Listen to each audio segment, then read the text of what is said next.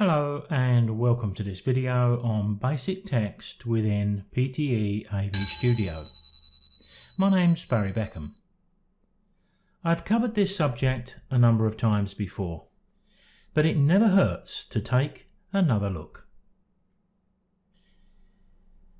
I think that every audiovisual or presentation we're likely to make is going to require a title and probably end credits too. How do we achieve this, and what should we consider from a creative point of view as we go about creating titles? Let's just consider opening titles in this video, because whatever we learn with them can be applied to end credits too. Now, many enthusiasts prefer to have their titles appear over one of the images from within their presentation. So let's also concentrate on that too. So although we're talking about basic techniques, we should also consider the creative aspects of what we're about to do. Let's consider the style of font we use. An audiovisual with a historical subject shouldn't have a modern style font like digital readout, or perhaps Broadway, which looks like something from the 1950s, Art Nouveau perhaps. It's just wrong. Why is it wrong? Well, it's hard to put into words sometimes, but we all understand the point, right? In this example, the font Canterbury seems much more appropriate to the content. But it's not an easy font to read, so maybe it's best suited to a one-word title. These issues are important to consider. The Vivaldi font is also one which seems appropriate to the subject. And remember, we are creating entertainment here. What colour font should we use? If we're placing the text over an image, colour harmony is something we might want to consider. We can very easily select a font colour from the image itself. Unless, of course, there's some creative reason to make the text clash in colour with the image, as we did with the Civil War images. So quite often, selecting a font colour which is in harmony with your image is a great way to go. But it's often difficult to beat using either white text or black text when it's correct to do so.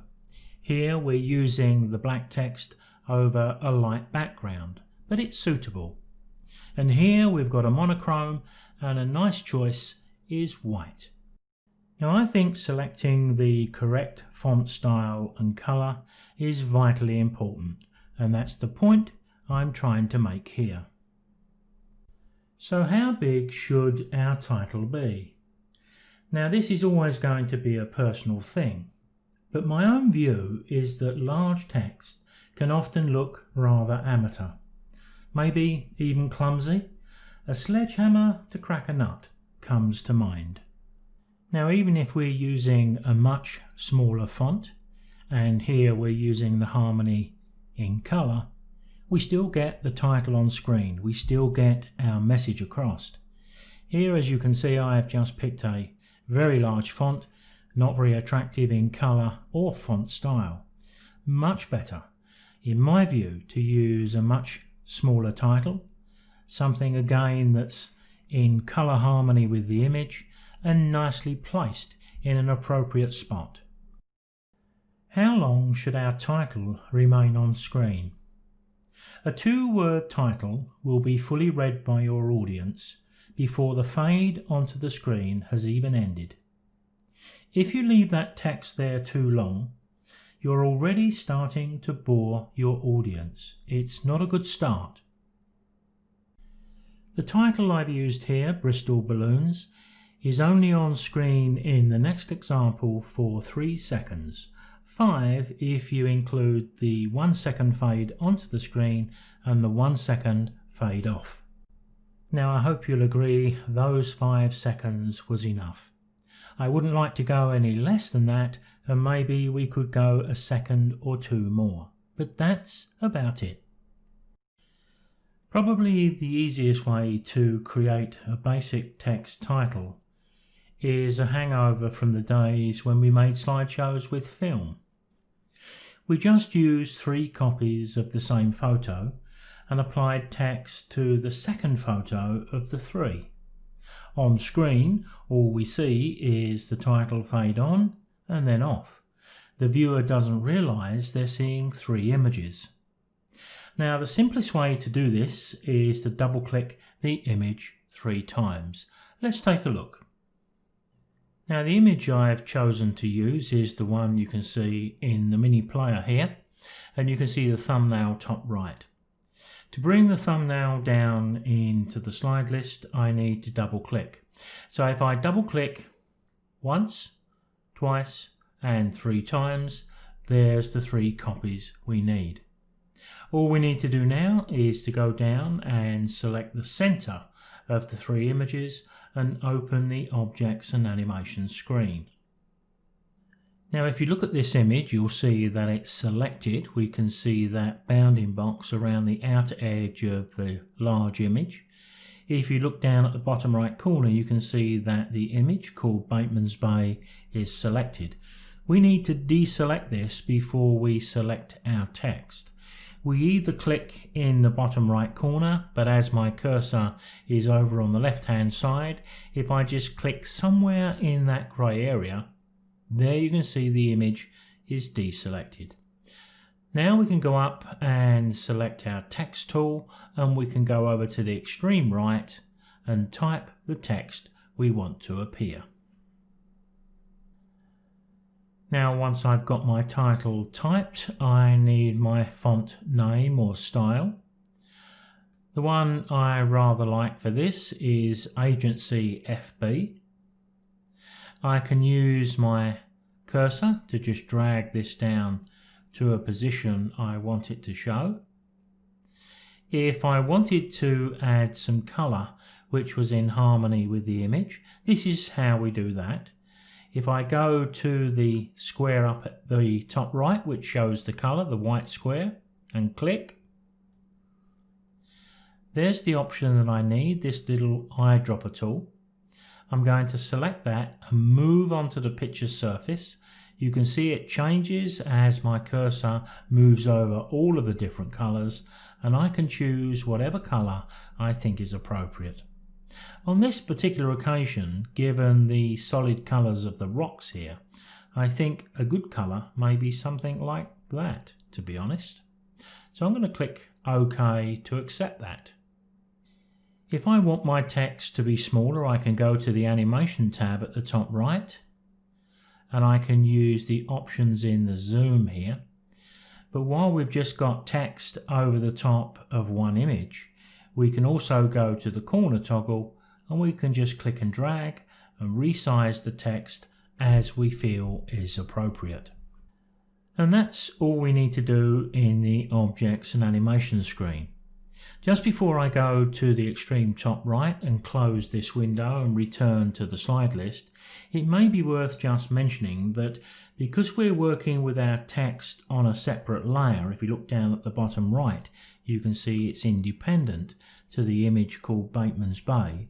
It does mean we can come back at any time and adjust the colour, font style and size. For now, let's go to the top right and close and return to the slide list.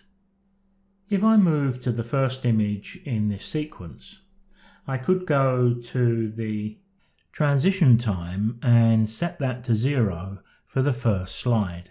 So as soon as we start playing the audio visual, this slide appears instantly. This one is going to bring on the title. So what we could do here is reduce the 2-second fade to 1 second. And maybe to take the title Bateman's Bay off screen, we can select the third and make the transition 1 second there. Let me show you exactly what this looks like in a full screen preview. Now we can adjust those 3 images to vary how the title appears on screen. But with the few settings we've changed, which were not very difficult, we've got the title created. So working in this way, we have easy control of when the text appears, how long it's on screen, the length of the fade transition, plus the position of the title, the colour, size and font. Another way we can create a title which looks virtually the same as what we've just created here is via the Objects and Animation screen using keyframes. I've got a video which lasts about 20 minutes on keyframes and it is worth viewing. I'll put a link to that below. So let me set this up by just highlighting those three and removing them. So just imagine we've come to a new slideshow. Perhaps here I'll right click into the slide list at the bottom and add a blank. Then I'll double click the picture that we're going to put the title over the top of. And maybe we'll select another one. We'll select this one as the next in the sequence. So we're going to put the title on this particular image. So if we select it, we need to open up the Objects and Animation screen. The first thing we need to do is to deselect the image I've called Bateman's Bay. I explained how to do that before, so just click into this grey no man's land here and we're deselected. Now we can select the text type tool and we can type the text we need from the box over on the right hand side. Now we can set up the text in exactly the same way as we did before. We can select the size either via the animation tab at the top right, or we can just click and drag on a corner. I can drag the text into the position where I want it to be displayed. I can go over to my color panel, click, pick up the eyedropper and pick a color from within the image. Let's just pick dark blue to be a little bit different than as we was before, something like that. And if you look down at the bottom left, what you'll notice is one keyframe, the first keyframe, has been created automatically for us. To make this text fade on and off screen, we need 4 keyframes. As I said, the first one has been created for us down at the bottom left here. I need to add another 3. We can do that by right-clicking over the top of this keyframe, but if we just touch the Insert key on the keyboard, you can see one has been created on the far right, and if I do that 2 more times, there I have 4 keyframes. Let's go through these one at a time, and I'll explain what they do and how we set them up. The grey bar you can see sitting just above that keyframe is showing us the transition length of this image onto the screen. Now we know by default that that's 2 seconds, but if I click and drag my keyframe, there we can see some confirmation of that. So I'm going to suggest we'd probably need the image to appear on screen before the text starts to fade up. Let's give it just 1 second. So this keyframe needs to be positioned around about 3 seconds. Doesn't have to be absolutely precise, but it can be if you want it to be. If you go to the top right of the screen and look in the animation, you do have keyframe time. So if it was vitally important that that first keyframe was right on the 3 second point, I could overtype that. Now I should say something about the time that I'm displaying here on this first keyframe. We can see keyframe time set either globally for the entire slideshow or individually for the image we're viewing.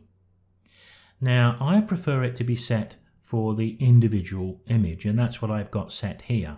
So there's a chance that if you follow this video step by step, you may not see 3 seconds displayed to you here, particularly as this image isn't the first one in the sequence. We have a blank which precedes it.